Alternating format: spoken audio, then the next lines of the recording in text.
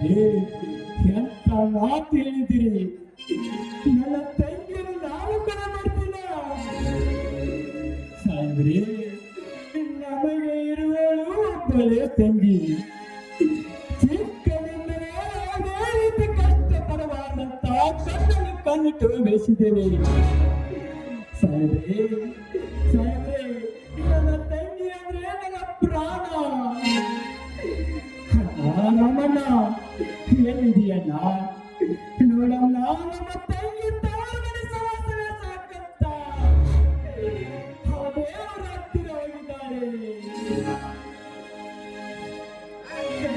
ಸಿಂಚನ, ನೀನು first class ಅಲ್ಲಿ pass ಆದಾಗ ಎಲ್ಲರೂ ಎಷ್ಟೊಂದು ಸಂತೋಷ ಪಟ್ಟಿದ್ರು.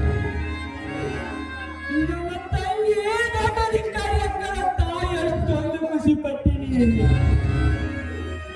ಆದರೆ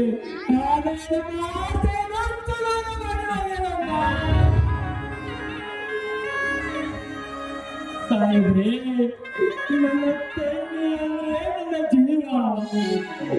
ಅಂತ ತಂಗಿನ ಕೇವಲ ಆಸ್ತಿಗೋಸ್ಕರ ಕೊಲೆ ಮಾಡ್ತೀನ. ಕೊಲೆ ಮಾಡಿಲ್ಲ.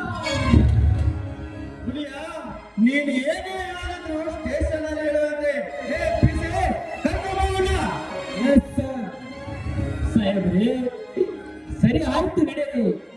ಆದರೆ ನನ್ನೊಂದು ಮಾತು, ಈ ಜಗತ್ತಿನಲ್ಲಿ ನ್ಯಾಯ, ನೀತಿ, ಧರ್ಮ ಇದ್ದಿದ್ದೇ ನಿಜವಾದರೆ ನಾನು ಕೂಡ ಈ ಅಪರಾಧಿ ಸ್ಥಳದಿಂದ ಖಂಡಿತ ಬಿಡುಗಡೆಯಾಗಿ ಬಂದೇ ಬರ್ತೇನೆ.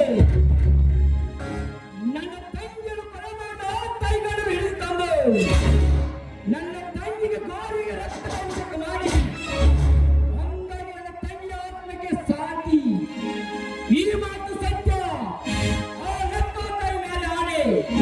ಬನ್ನಿ ಸರ್, ಎಲ್ಲಿದೆ ಎಲ್ಲಿದೆ ಎಲ್ಲಿದೆ ಗಮನ